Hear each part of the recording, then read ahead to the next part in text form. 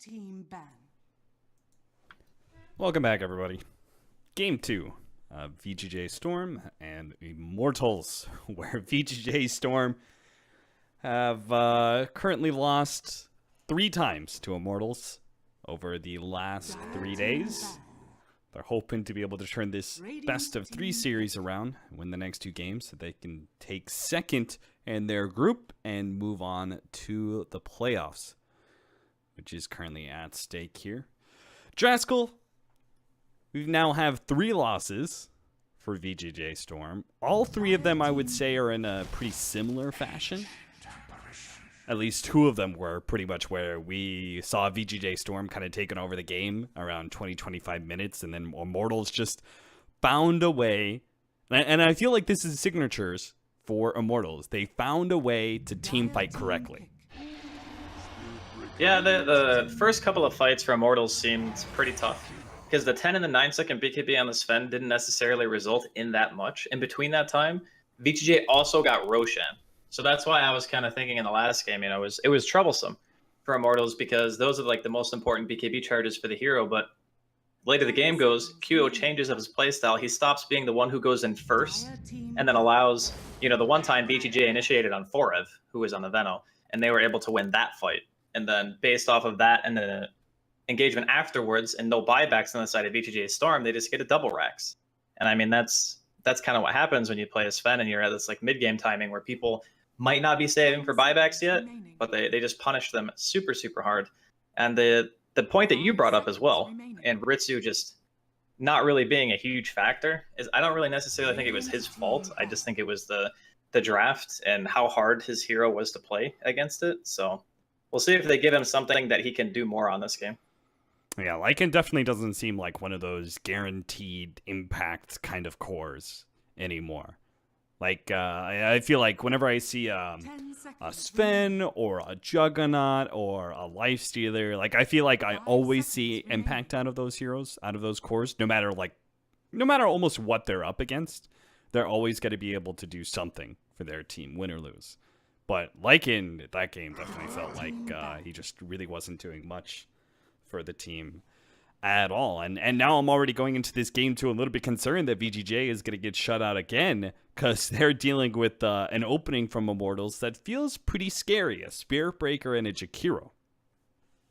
Yeah, we saw the 4F Jakiro the other day. I believe it was Tuesday, when his teams played each other last, and it owned. Like, he got level 25 at a pretty good timing. I want to say it was before 40 minutes, and he was just ice pathing multiple heroes. We saw like the 3-man charge into ice path, and it did not end well for VGJ.Storm. I believe that was the game where they were ahead by like 15k, and you and I both kind of figured that they would eventually just high ground and win the game. But on top of some immaculate base defense coming out of Immortals, they managed to delay it long enough to win.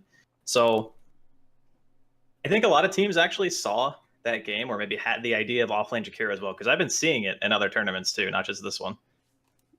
Yeah, we even had wasn't game 2 they also picked Jakiro, but then they ran like Dubu on it. They ran a support Jakiro rather than the offlane that Forev was playing. Yeah, I want to say they did actually. Yeah. So it definitely feels like a pretty good hero. I think that it matches Immortal's style pretty well, in that they seem to reach this phase where they're very objective focused. Around that like 15-20 minute marker, they really seem to start going. They try and take whatever laning phase advantage that they got and just kind of like push for as many objectives as possible before they reach the mid game. And Jakiro kind of lines up perfectly, whether it's support or core in that regard.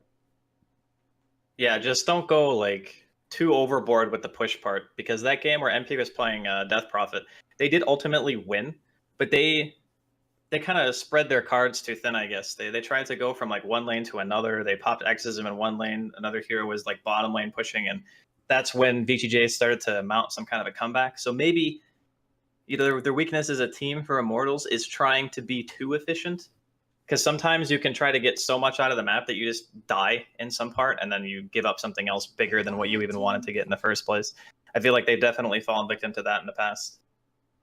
I kind of wonder what Immortals talks about, because for me, like the way I imagine it, the way they seem to do things in their games it seems to be all about the team fights. You know, like how you get into those lulls, like after a team fight, you either win or lose, and you have to figure out what to do afterwards. And like it's usually some sort of combination of going for objectives or split pushing and finding farm in various areas. And normally people seem to like have their kind of own thing that they're doing in that regard, and everyone just kind of like focuses on that. But it feels like when I'm watching Immortals, it's like they lose a fight, and then for like I just imagine their team chat the whole entire time is about how the next fight should go, so they should win it.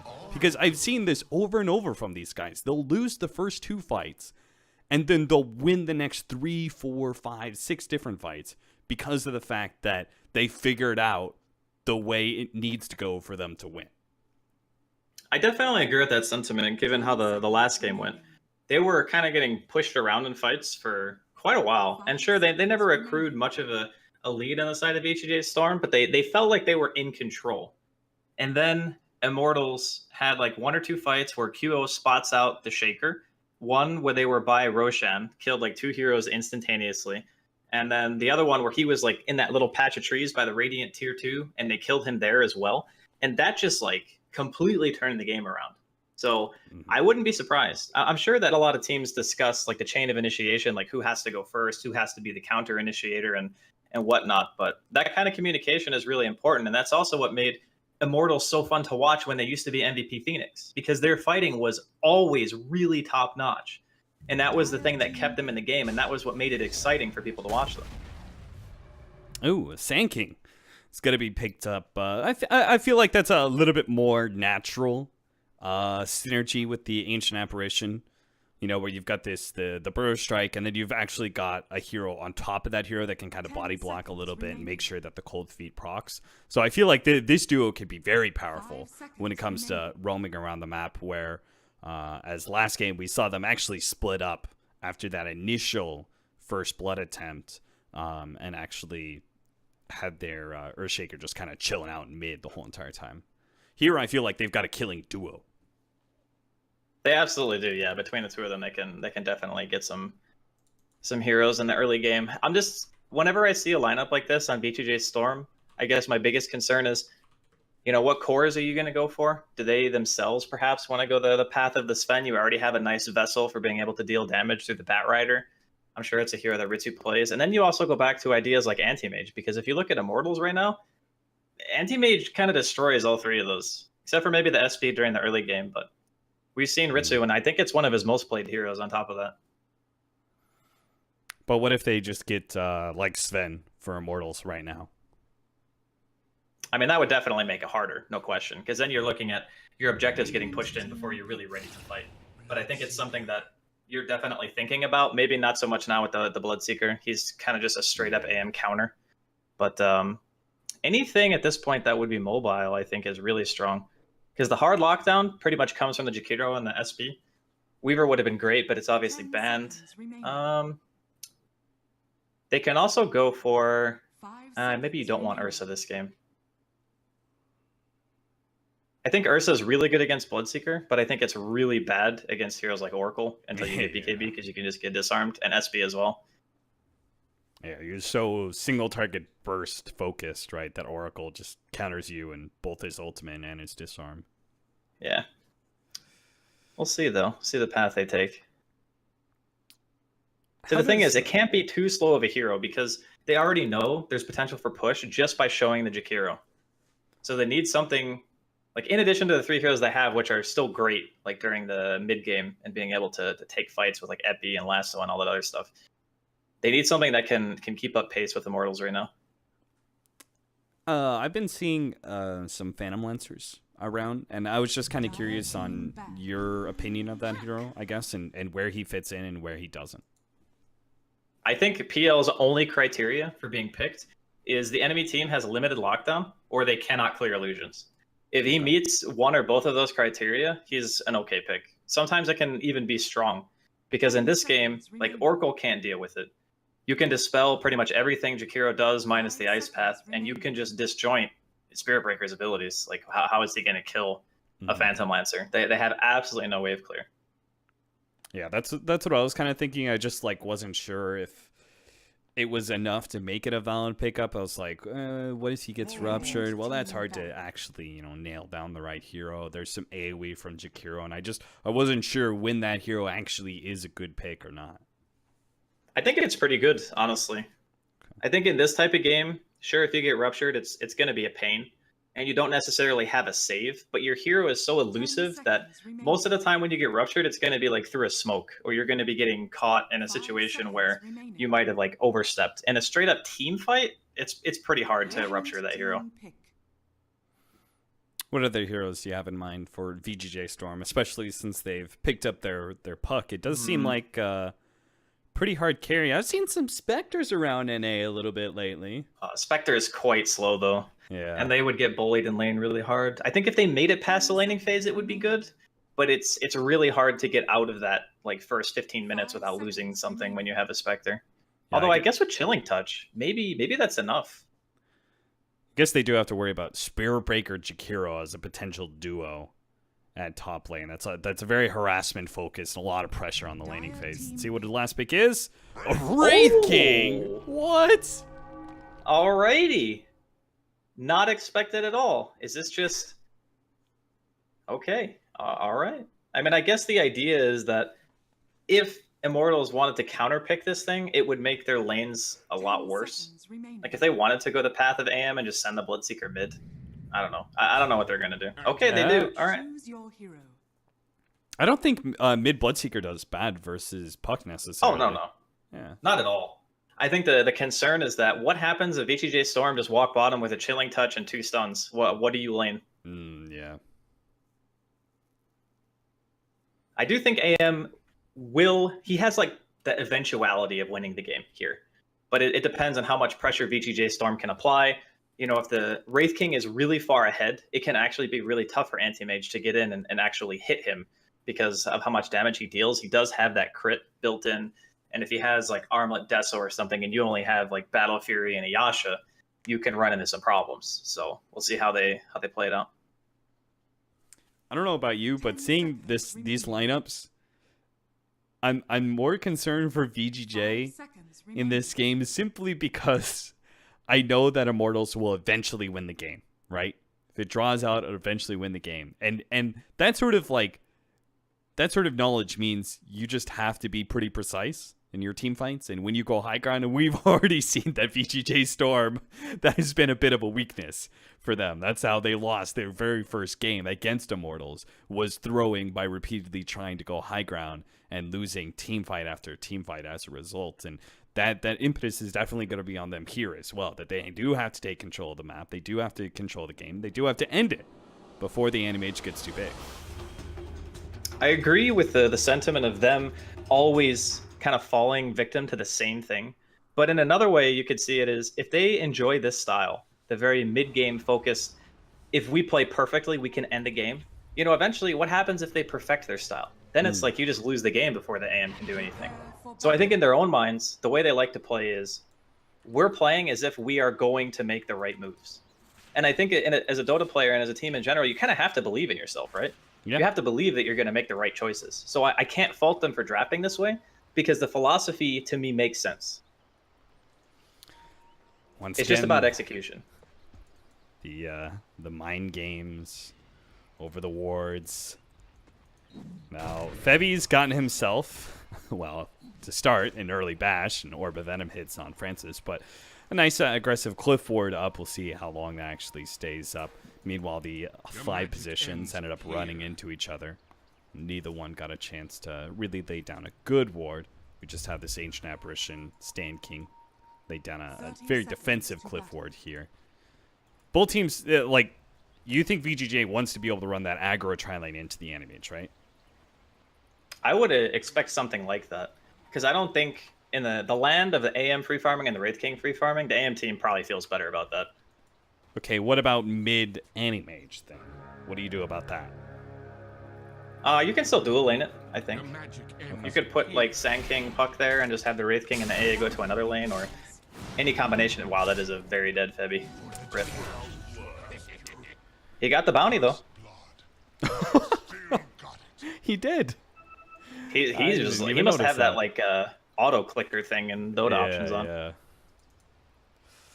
Well, Ritz will be feeling pretty good about himself. It's always nice when you like get that first blood and you're like, oh, that's Boots. And he kind of needs the extra whatever. I don't know if it's movement speed or extra regen or what he needs, but because he's going to be facing up against Jakiro to start things off. They are going to have the Bloodseeker mid.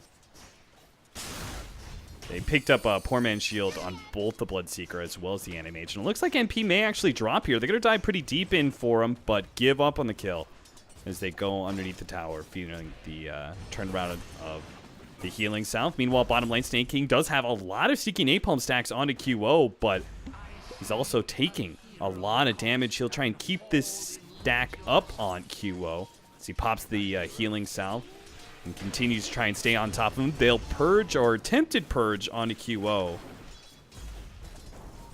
And he'll be able to chase him out of lane here. Jaskal, does the purge remove sticky napalm? It does, right? I thought it did. It does, yeah.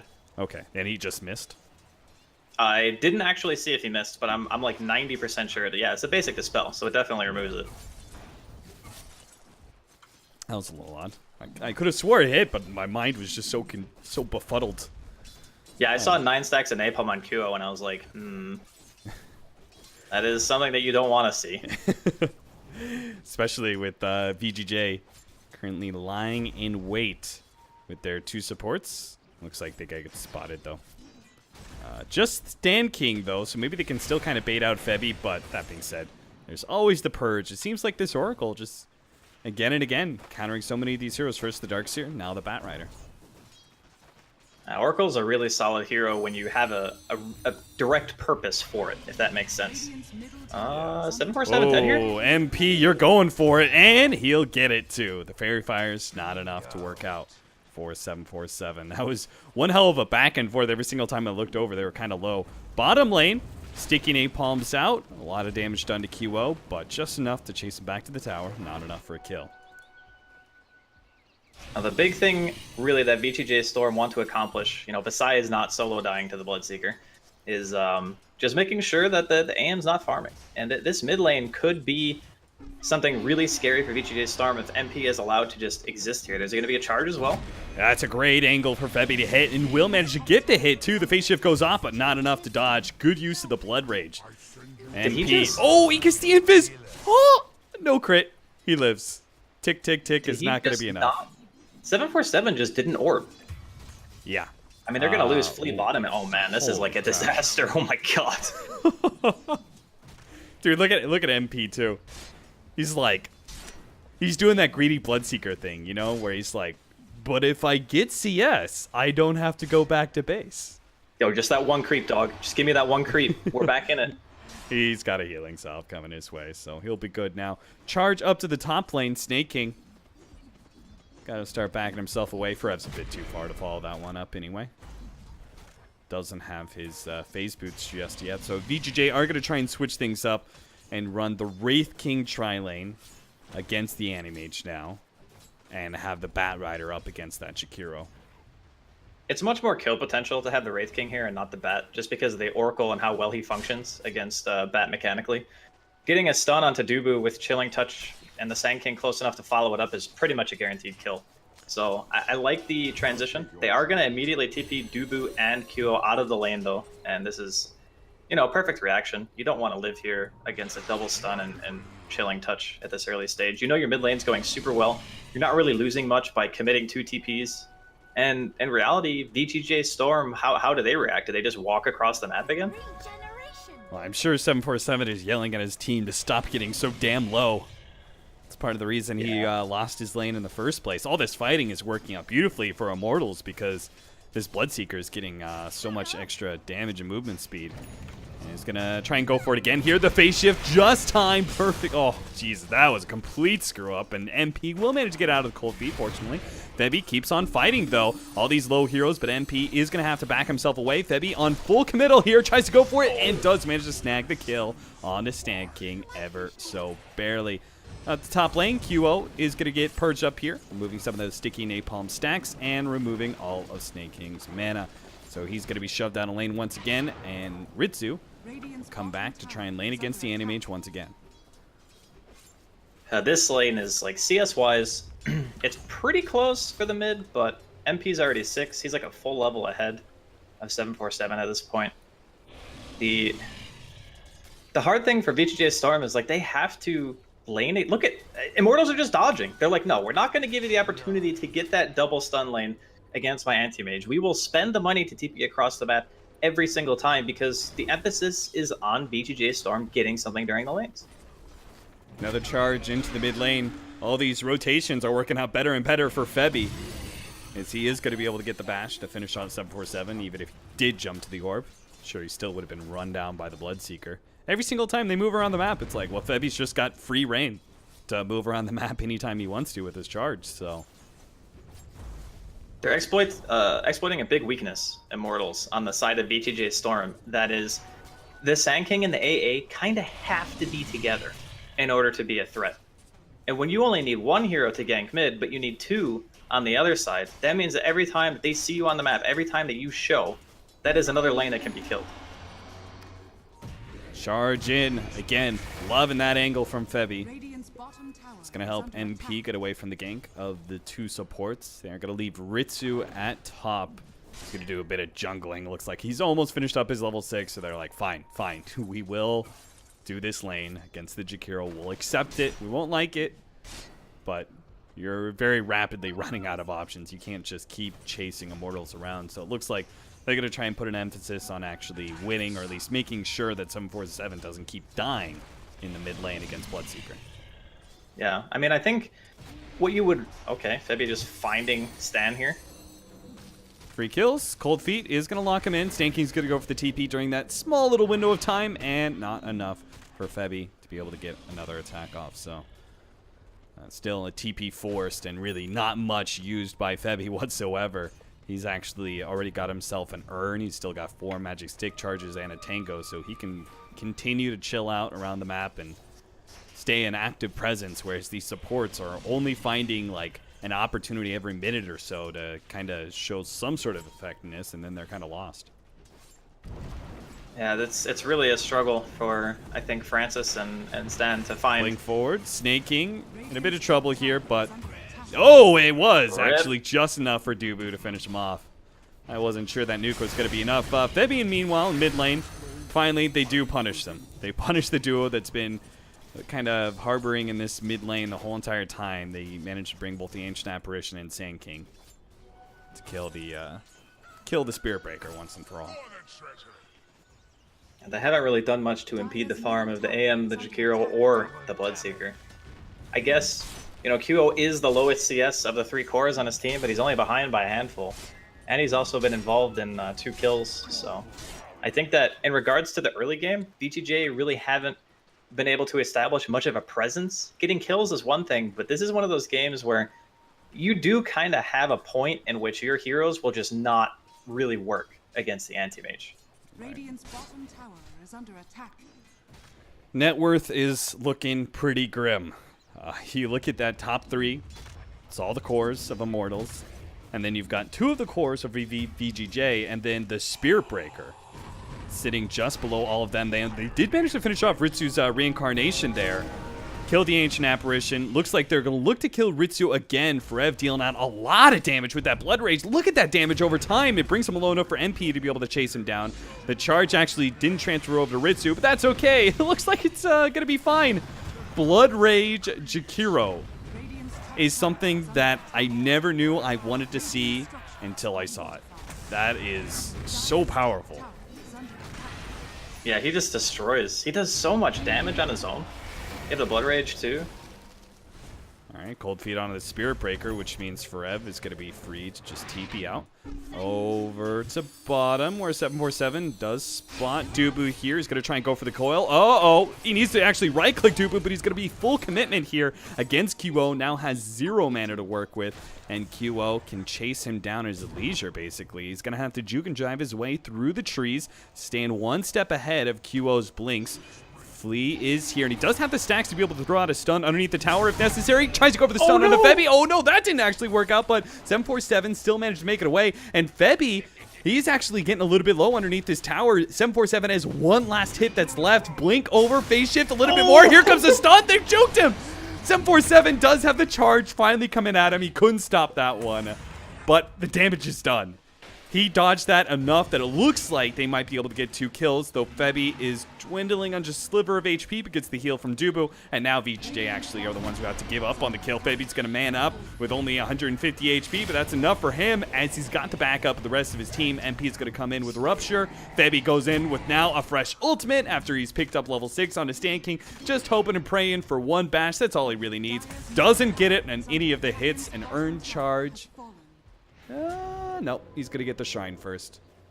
And Febby will stay just ahead of the stun from Ritsu. Or maybe not. They do manage to get the coil onto both of the supports here, so maybe they can finally bring down Febby. TP out. Ritsu's there with the stun, though. And they've also have the orb. So they will manage to get it back over to Flea, who we saw kind of battling it out with Forev. Does manage to Burrow Strike ahead of the Ice Path, so Forev will not be able to kill yet another hero in this game. He's currently 1-0-3 with 61 CS. My goodness, what a game. There's just, you know, with an anti-mage on one team, there is a lot of battling going on for that team. Yeah. And this is the kind of anti-mage game I want to play. You know, I want my teammates in there. Again, 747 just keeps on doing it. He keeps on baiting these guys into towers and managing to pick up critical kills for the team, and it's definitely needed. Forev is actually going to be caught here in the bottom lane, but Dubu is not level 6, so he's not going to be able to save Forev from these disables. But it seems like, I don't know what TP that was. I think it was canceled. Maybe it was snaking up here at the top lane. Going to be chased down by both QO and Febby. God, it is non-stop. Both teams just, they are scrapping it out this game. I mean, the bottom tier 2 is going to fall in favor of Immortals, so you got to look to that with the team as an anti-mage and say, we're feeling pretty good about this. If you have that team and you're getting kills like that, you're going to find Ritsu. Has his ultimate here. They're doing this right next to a shrine, too. I can't believe that they're ballsy enough to go for potential kills. Maybe they didn't really mean to stumble onto him, as they're going to lose not 1, but 2 heroes potentially, or not. They have to give up on Fred. The charge is coming in. NP is coming in hot as well, but he's been coiled up. Now the bounce back from Febby, still going for Flea, but it's MP who's in serious trouble, going to be stunned up. Oh, just outside of the range of the cold feet, but that's okay. They'll still manage to get the final right clicks to finish him off, and Immortals will back themselves away. Maybe a bit too aggressive this time, but still, you can say it's buying space for QO this whole entire time. Yeah, my god. I have never seen a team so adamant about fighting under a shrine that is active. That was... Woo, feels like patch day to me, you know what I mean? First time you play with those, you're like, wait a minute, why are we here? You know, it was once upon a time looking really good for Immortals in their dominance of the net worth chart. But now, 747 is actually top of the net worth. He's going to have his blink tag up pretty soon. He's played some pretty sick recovery Dota, I gotta be honest. Like, his face shots have been on point. Like you mentioned, he's been good at baiting Immortals for kind of going on that dive and just having another person sitting out of sight, ready with his stun to punish MP when he goes for those super aggressive plays. They managed to kill him twice now doing that. I mean, it does give them that sense of, okay, if we can make it to the mid game, we still got a chance. But look at Sneaking's gold, man. He's like not even close to blink. Maybe with this kill, though he's also ruptured up, so even if they kill Dubu, it's still a problem for Snaking, especially if it gets bumped around a little bit more movement damage. Going for Flea in the backline. Febby's just always on that 4 position. They do manage to blow up MP, though, with the help of 747, and the reincarnation popped perfectly for IMT to be completely slowed down. With an Ice Blast over the top, they'll be able to take down all 4 heroes. Immortals! Maybe this is the weakness of Immortals that VGJ is finding. They've got heroes that can always fight on the side of VGJ, and Immortals just can't seem to get a grip and stop fighting. I think that they have the idea of, you know, QO will carry the game. If we just keep fighting, QO will carry the game. The problem is they're not winning the fights anymore. They're not trading even. They're just losing heroes. Like multiple heroes. Bloodseeker dying, Jakiro dying, Spearbreaker dying. These engagements are no longer okay, we're delaying. Now it's just, we're kind of giving away golden experience. And yeah, I get the idea of fighting around your tower, because you want that map control. You don't want to lose your tier 1 mid. That's one of the most important towers that you have, if not the most. But you've already fought, like, in the enemy jungle 3 or 4 times. And you've given away a lot of gold just in that aspect. They were ahead, what, like 5k? Not even 3 or 4 minutes ago. Yeah. And they've given it kind of all back to VGJ, so that they're back in that zone where they're feeling comfortable and having that timing, having the blink dagger on 747 and that puck, and eventually Sneaking will have his as well. And then you run into the issue of, well, now they can just jump us, and we're not going to really have a save outside of Oracle. Yeah, there's certainly a big difference between making space and speeding up the game, which is basically what they did, right? Just kill after kill after kill, so much experience and gold flooding into VGJ all of a sudden, and they're looking like they actually didn't have that rough of a laning phase at all, despite what it was to the contrary, which was an actual terrible laning phase for them. Now we'll see how Immortals kind of adapt, if they want to play a little bit more passively, or maybe QO just comes along for the ride. I feel honestly with this team, it's just as likely that they would do that than they would stop fighting. Yeah. Brev is going to be picked up here. They're going to throw out the epicenter, ice blast, the whole shebang to bring down that one hero. But Francis is going to be caught by the rupture, and they also had the charge on him, so no opportunity for a TP out. But then again, Frev's also pushing out that top lane. They're really not getting the same amount of traction that they were before on this Jakiro, especially with all these deaths. Dubu is going to be caught here by 747, has to phase shift. Dubu is going to be able to get off the ultimate here. Snake King going to try and run and grab one of the other heroes. Bumps back MP, great nuke there. That's going to be able to snag him and allow 747 to be able to burst him down, chasing into Febby as well now, but a charge away. He will manage to get out of that one, but another 2 heroes down from the Immortals side as they push dangerously deep into the Radiant side of the jungle. And is Febby okay here? What's going on? He's got charge in one. He's all right. Yeah, I think he was just kind of baiting Snake King, and Snake King, gladly obliged, is now going to be caught. I don't know exactly what Snake King thought was going to happen and how he was going to magically burst down that Spirit Breaker, but he ends up getting caught by the TP rotation from Forev. Maybe he thought that Flame Break still interrupted abilities. I don't know. But it doesn't, like... Wait, does it stop charge now? It stopped I can't charge. even remember. It's like... Okay, so he could have potentially killed him, but he had like 15 wand charges. That was like that was a tall order. Yeah. Alright, so... real quick checkup on our Animage, since we're going to have a few moments of peace. A little bit of a ceasefire here. We've got a Battle Fury, Treads, working towards that Yasha. So everyone that's thinking, but they're just creating space for the Animage, you are right. We're going to have that Manta coming up pretty soon. Once we have the Manta, especially as you were kind of talking about, it's Immortals after all. They're probably still going to fight. I bet that's when they really start bringing Kilo to these team fights. Big. But... he may not be able to get to that Manta as quick as he thought, but Dubu's here. Oh no, the silence! And he doesn't have his ultimate either. They're going to burn Q out pretty quickly, and Snake King's going to look for more 747. He's going to be able to get a little bit more damage. Oh no, Febby actually bumped up onto the cliff. Now Snake King's going to drop pretty low, and he'll die from the silence there, but they've already caught Dubu, and Febby's stuck on the cliff. He does have a charge coming up in a second. Maybe VGJ is going into a trap of their own making surrounding Febby like that. Finally, he does come down to cliff, and they're going to be able to burst him down. Oh, Jesus, Forev. Blood raged up by MP. It looked so good earlier when Jakiro wasn't dealing with a Wraith King in his face, but now that Ritsu can deal out a hefty amount of physical damage, that Blood Rage actually made Jakiro so much squishier. Yeah, the Echo Saber too, in conjunction with the Chilling Touch, it's an insane amount of burst, especially if you get that crit. You're taking out pretty much anybody with that kind of burst damage. Oh, that was a very... That's what that was. Because it wasn't a crit, right? It was just extra Chilling Touch damage. Yeah. But I just mean, like, if he gets the crit too, then my lord, that hero is going to explode. Yeah. Another well, the game is definitely stressful now for Immortals. And VGJ, they show no intention of backing down.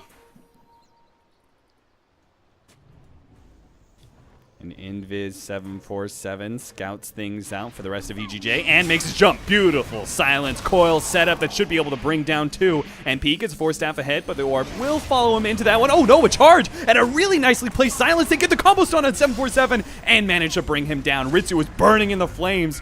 What happened to a quick 2-man kill results in absolutely nothing for VGJ. They come in with the epicenter, but Forev is still too tanky. A charge comes in from Febby, knocking them all around, and Forev is just getting more and more tick damage until finally MP can maybe chase down these heroes. Looks like Ritsu is going to be able to make it away, and Francis, blink up in a second, TP out, he's good as well. So they do manage to make a small recovery there, VGJ. What was a damn nasty team fight. Now, one hell of a turnaround there from IMT. Febby just coming in with a perfectly timed charge. Yeah, that was a usage of the Shrine as well. So they were fighting between the Tier 1 and the Tier 2, and they popped the Shrine. So all things considered, it definitely could have been worse for BGJ. Losing 747 is a little bit of a bummer, but hey, the AA died. It's not really, I feel, a huge deal. As long as they're continually applying pressure. Febby, gonna take some damage here. Oh, he's dead. Yeah, rip.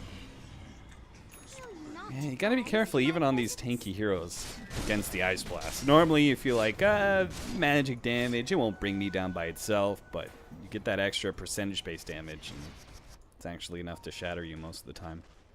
Yeah, it's similar to playing against heroes like Troll. It's like you're never going to be tanky against an AA, and you're never going to be tanky against a Troll. You're just going to die.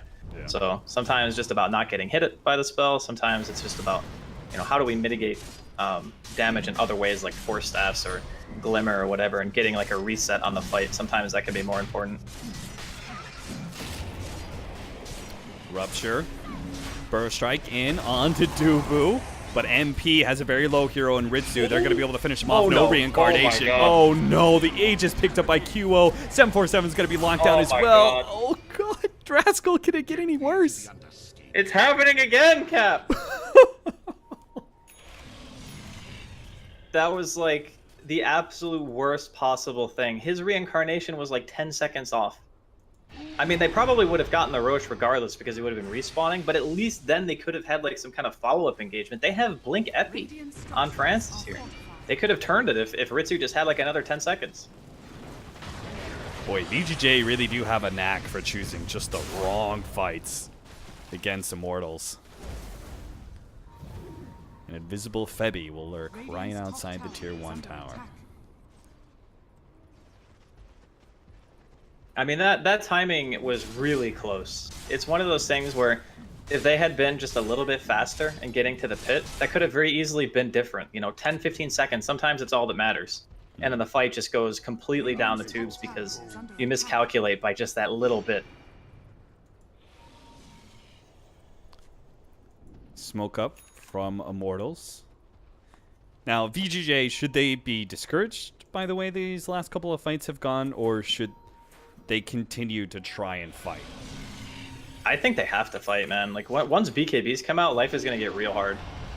Yeah, and there's already the Manta from QO. Now, Snakings with the Rupture combination of the Spirit Breaker. They're going to be able to bring him down, but a nice Ice Blast over the top with a Burrow Strike on 2. They aren't going to be able to save Febby, but maybe MP can make it out alive. He's going to be able to healed up by Dubu up to full. And Forev is going to try and deal out the damage to start weakening some of these heroes. But here comes QO. He gets a lot of damage onto 747, but unable to get off his ultimate. Didn't have the mana for it, so he'll burn Ritsu out instead and let MP give chase. Here comes the epicenter from Francis. Blinks in on top of QO. Is going to be able to finish off that Aegis and enough burst damage to bring down MP as well. And QO, not really feeling comfortable, can't really pursue. Will instead just take the opportunity to grab that Tier 1 tower bounty. That was a very nice turnaround from VGJ. Good defense, protecting Ritsu, knowing he was out of mana. They're gonna stun. Oh, I think he just wanted the creep, actually. Yeah, they can't kill him right now. But Blink now on Ritsu. So this is another form of initiation they're gonna have. Oh my, okay. He just exploded.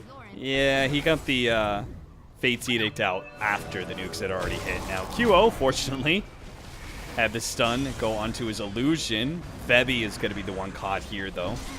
Charges in a bit prematurely. Loses life. Is it too late or too early? I'm not sure which one Febby was charging into, but I'm not sure. I think Immortals gotta take a break. It looked a little bit weird. Yeah, they looked a little bit strange given, like, VGJ were kind of there as 5 heroes, and he just seemed to be, like, the only one who wanted to be in there. But, at the end of the day, it's still AM sitting atop of the net worth. There are still Tier 2. Heck, there's even a Tier 1 alive on Immortals. They got the Tier 1 in the off lane still alive and healthy. So they have a lot of map to work with. That's one of the biggest ways to gauge how an AM game is going, is how much of the map do you control. If you have Tier 2s and you have a Tier 1 somewhere, you're still working with some pretty good real estate. It starts to become a problem when your Tier 2s fall. Although, I don't know about farming here. Yeah. That doesn't work out real well. That's some pretty ballsy farming. Yeah. The crazy thing too is like they don't have any wards. He was just farming there with no vision. That's crazy, Cap. That's like actually crazy. Like of all the camps you had, you literally had 3/4 of the map to take. That's yours. Ritsu jumps in, chasing down Dubu. Dubu, I think, realizes he's dead. And turns around, fights, does manage to get off his ultimate. Enough time for Forev to get away, at least. Well, they get out the Jakiro core. And this thing will eventually transition into a core. We've seen it. Like, this thing late game plays no games. 3.75 second ice path, ridiculous range, good damage output, good for sieging. Setting up on mid, too.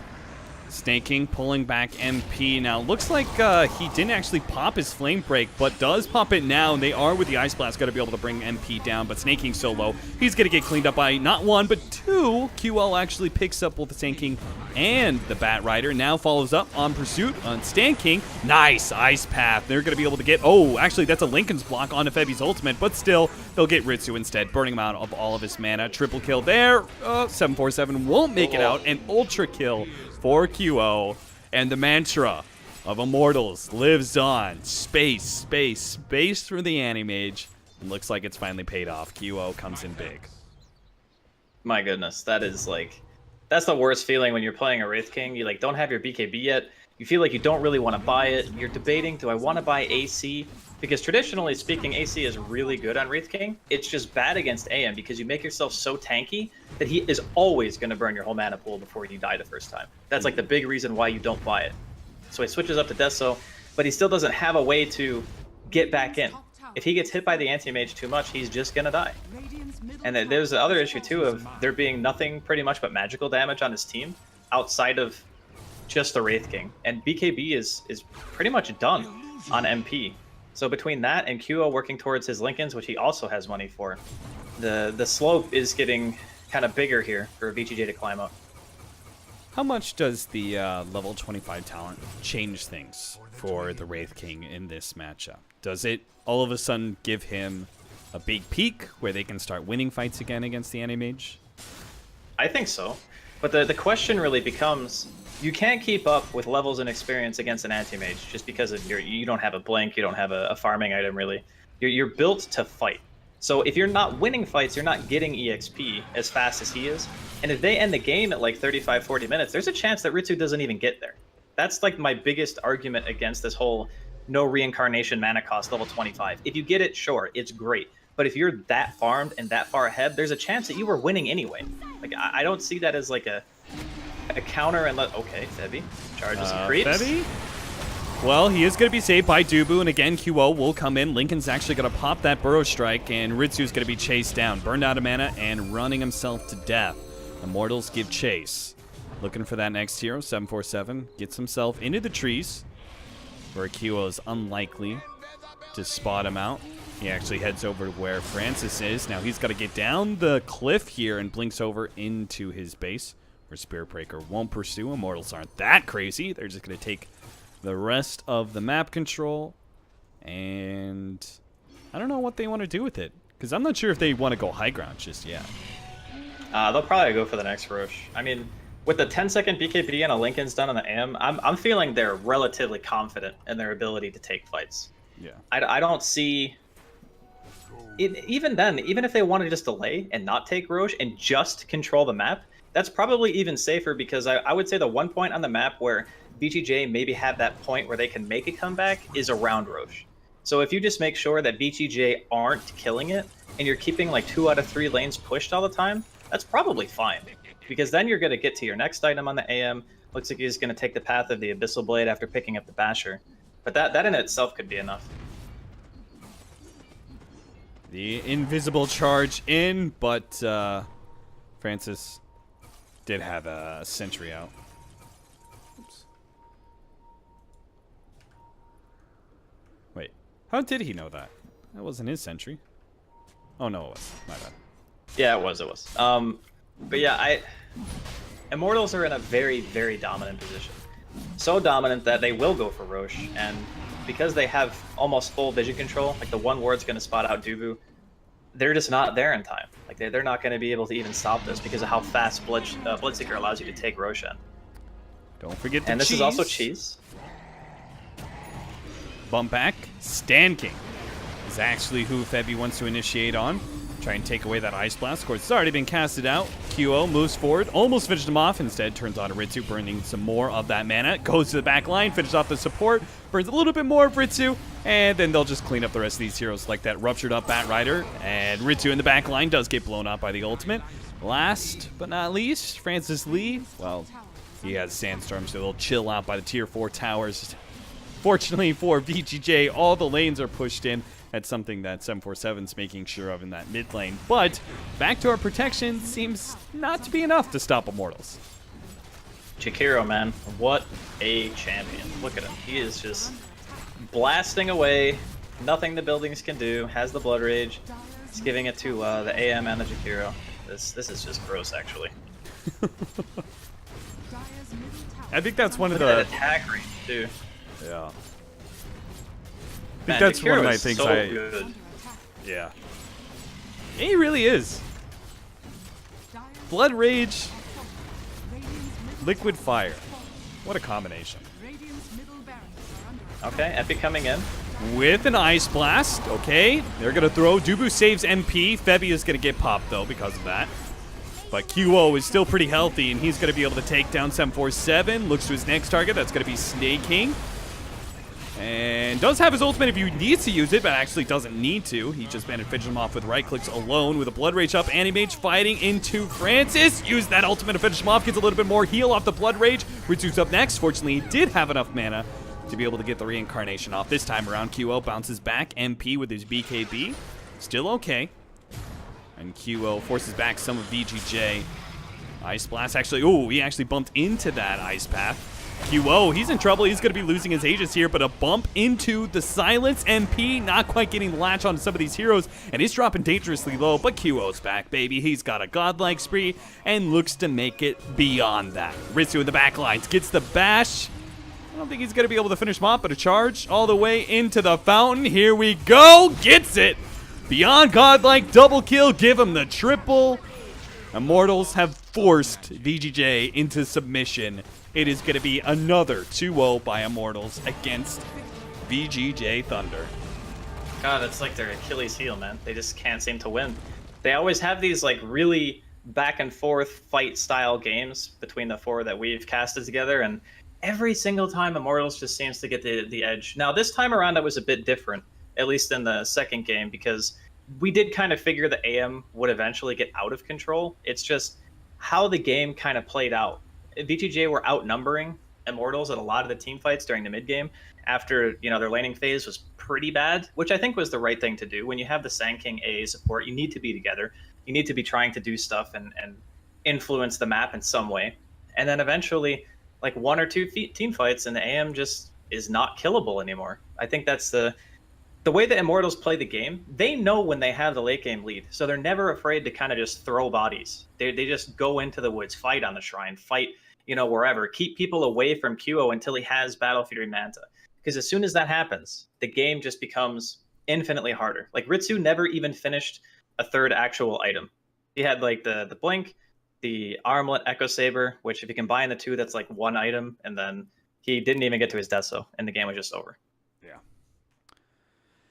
That leaves Immortals heading into the playoffs, and VGJ.Storm are out of the PGL North American closed qualifiers. I believe that puts Immortals now against Digital Chaos in the top half of the playoffs.